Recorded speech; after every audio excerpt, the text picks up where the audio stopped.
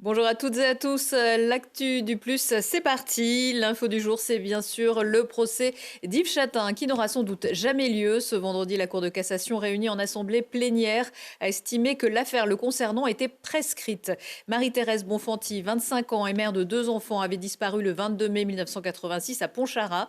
Placée en garde à vue à l'époque, Chatin, alors âgée de 20 ans, avait nié tout lien avec la disparition et l'affaire s'était soldée par un non-lieu confirmé en 1989. 30 ans plus tard, en novembre 2020, une nouvelle enquête judiciaire avait été ouverte. En mai 2022, Chatin, alors âgé de 56 ans, reconnaissait avoir étranglé Marie-Thérèse Bonfanti et avoir jeté son corps dans un ravin. Des fragments de crâne avaient été retrouvés dans la zone indiquée par le suspect. Pour le procureur général près la cour d'appel de Grenoble, cette décision marquera un tournant ou pas. Une décision qui est dans la formation la plus solennelle, c'est exceptionnel. C'est ce qu'on appelle l'assemblée plénière de la Cour de cassation, c'est-à-dire que c'est l'ensemble des présidents de chambre de la Cour de cassation qui sont réunis parce que c'est une affaire donc particulièrement importante. Les enjeux, ils dépassent cette affaire. C'est-à-dire que dans des affaires de disparition qui sont suivies de meurtres, ce que nous proposons, c'est que lorsqu'il y a cette disparition, donc vous voyez, ce n'est pas du tout pour tous les crimes, mais lorsqu'il y a cette disparition qui nous empêchait d'avoir les preuves du meurtre, et c'était le cas pour le meurtre de Marie-Thérèse Bonfanti, on considère qu'il y a un obstacle à la prescription et que donc on puisse juger la personne contre laquelle on a réuni des preuves de sa culpabilité. Les procureurs n'auront donc pas été entendus. Les juges d'instruction grenoblois devront désormais tenir compte pour rendre leur décision dans les semaines ou mois à venir de cette décision de la Cour. Ils rendront une ordonnance de règlement qui devrait ordonner un non-lieu pour cause donc de prescription. Un Voironnais suspecté d'avoir battu à mort sa grand-mère, poursuivi pour des violences aggravées sur cette femme de 77 ans à Voiron. Un homme de 36 ans a vu sa situation judiciaire s'alourdir après le décès de la septuagénaire à l'hôpital le 25 décembre. Elle était restée hospitalisée de façon continue depuis l'agression présumée. Déjà condamné pour des faits de violence, le trentenaire vivait chez son aïeul. Une information judiciaire a été ouverte à Grenoble pour déterminer si les coups ont entraîné la mort de la victime.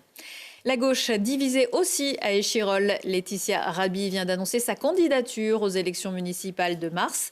Actuellement adjointe à la maire, celle qui est aussi vice-présidente de la métro, chargée des solidarités et de la politique de la ville, animera la liste Parti socialiste, Place publique, Parti radical de gauche, Convention et Equinox.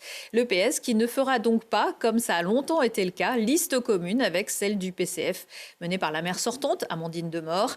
La troisième liste de gauche est celle d'Antar-Labio pour LFI, les écologistes et Génération. Les 3 listes pour cette commune du sud de la métropole sont celles du RN, de Lutte ouvrière et de l'Union Renaissance Modem, les Républicains. Privés de ski scolaire depuis une coulée de boue en 2021, 26 écoliers des Gaudes sur le plateau des Petites Roches ont pu rechausser les skis jeudi et vendredi sur les pistes de Saint-Hilaire-du-Touvet grâce aux récentes chutes de neige, au froid et surtout à l'abnégation des bénévoles de l'association Agile qui gère le domaine. Des grands ou des petits, on ne sait lesquels étaient les plus heureux. On va skier 4 heures, je sais pas, mais on reste jusqu'au goûter. Depuis quelques années, il n'y avait plus de ski scolaire, donc on était un peu malheureux. Et il n'y avait plus de ski du tout d'ailleurs. Puis ça y est, là voilà, c'est la première séance de ski scolaire depuis bien longtemps. Et donc pour moi, c'est un vrai bonheur de faire ça. Une espèce de transmission qui est super, quoi.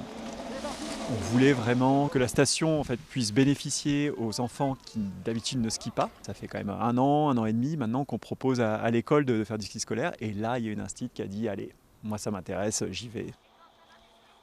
Aujourd'hui, ça s'est super bien passé. Demain, rebelote. Donc on espère que la semaine prochaine, il pourra y avoir de nouveau du ski scolaire. Si la neige continue à être là, je pense qu'on continuera tant qu'elle est là. Si vous voulez vous aussi en profiter, Saint-Hilaire-du-Touvet ouvrira ses pistes au public encore ce week-end de 9h à 16h. Ce sera selon l'affluence pour le téléski des Ruches, prix des forfaits de 15 à 12 euros. Du sport pro et le championnat de Ligue 2 de football. Grenoble affrontera le Red Star samedi après-midi au Stade des Alpes. Les Parisiens 3e du classement visent la montée, tandis que les Isérois visent le maintien. Ce sera déjà bien. Coup d'envoi à 14h. Le GF38 qui vient de recruter Arthur Lalias, un attaquant polyvalent. Kevin Emos, décidément fâché avec les championnats d'Europe. Jeudi soir à Sheffield au Royaume-Uni, le patineur grenoblois a été éliminé de la compétition après 3 chutes dans son programme court. Mais Kevin Emos vise surtout des JO de Milan qui débutent le 6 février. Il est aussi en lice pour être porte-drapeau de la France. Verdict le 30 janvier. Le hip-hop Never Stop est dans la place du 16 au 7 février à Saint-Martin-d'Air, un événement devenu incontournable sur le territoire. Célie Rodriguez, la directrice de SMH, j'y arrive, en scène, et Sylvia Naine, directeur artistique de la compagnie Citadance, étaient cette semaine les invités du Plus avec Thibault Leduc. Le replay sur tgplus.fr, rubrique Le Plus. Les actus sont aussi en ligne, mais à la rubrique Actualité, bien sûr. Vous retrouvez aussi toutes nos productions sur nos réseaux.